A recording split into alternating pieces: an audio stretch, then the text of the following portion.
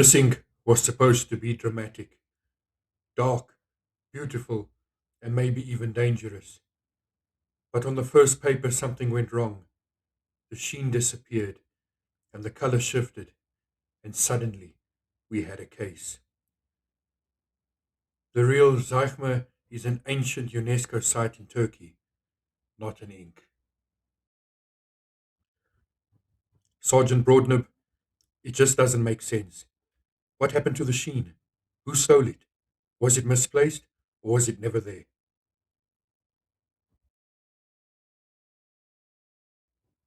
Presented in a stubby glass bottle of 30 milliliter capacity with a maroon red label, gold writing, and hints of green around the name, this ink promises to be something special.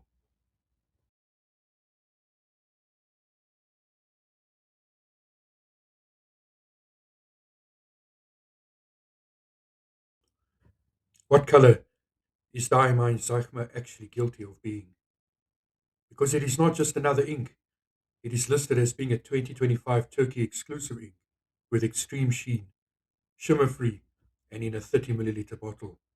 It is described as a dark red, burgundy, red wine ink with a strong green metallic sheen, which is actually the kind of ink which can change its story depending on paper, nib, writing, and camera angle. There is very little sheen evident on Clairefontaine paper. Was it stolen? Is it missing? What happened to the sheen?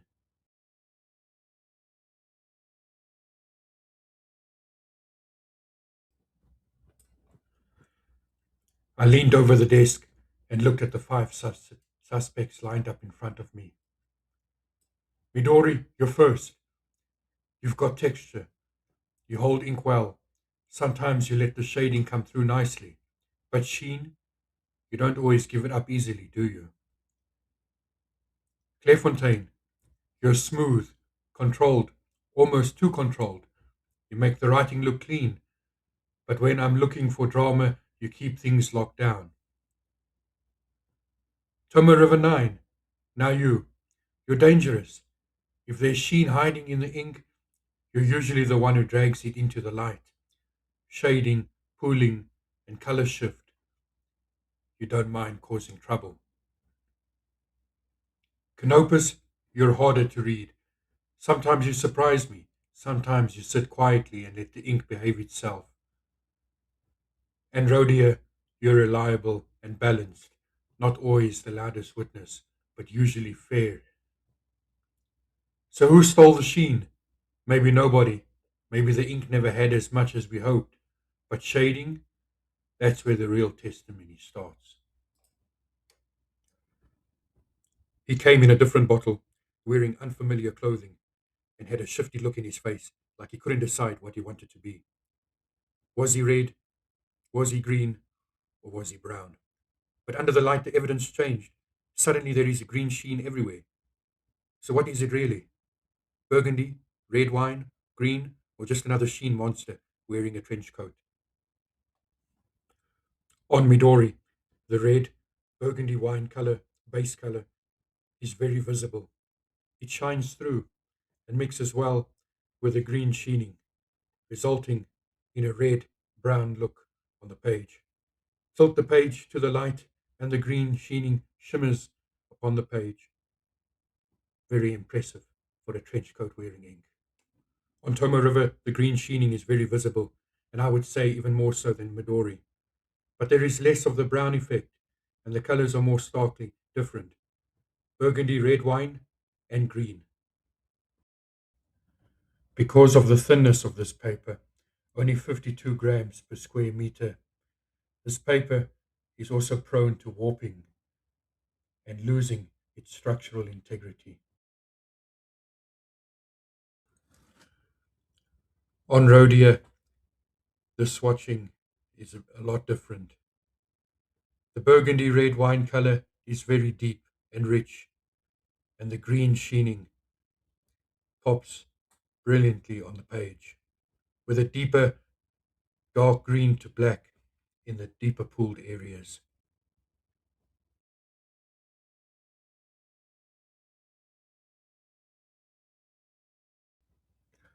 On Canopus, the colors are lighter and brighter.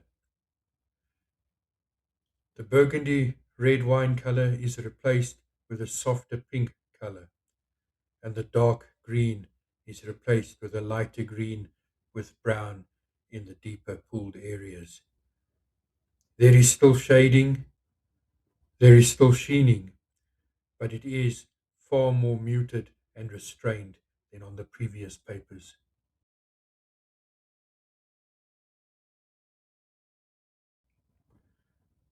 The weapon used was the Pilot Custom 823 with a 14K nib and a medium size nibbed line. A weapon that is a vacuum filler capable of holding copious amounts of ink for those long writing sessions, and wholly suited to show off the sheening and the shading of this ink. Immediately one can see on Canopus paper, under light, the green sheening. The red shading is visible without the light, and there is great variation between green, red, and dark black.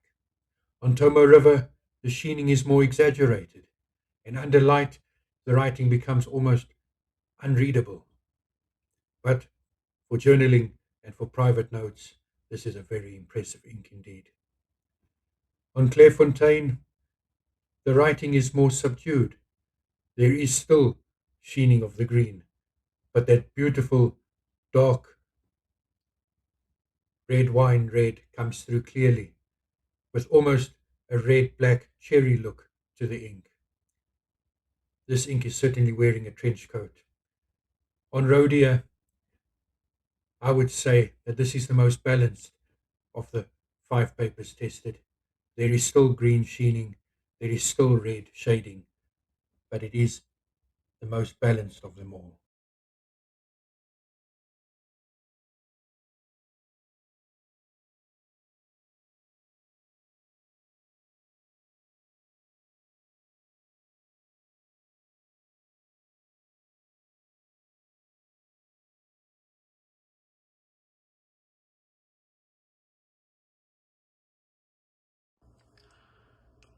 And so the verdict.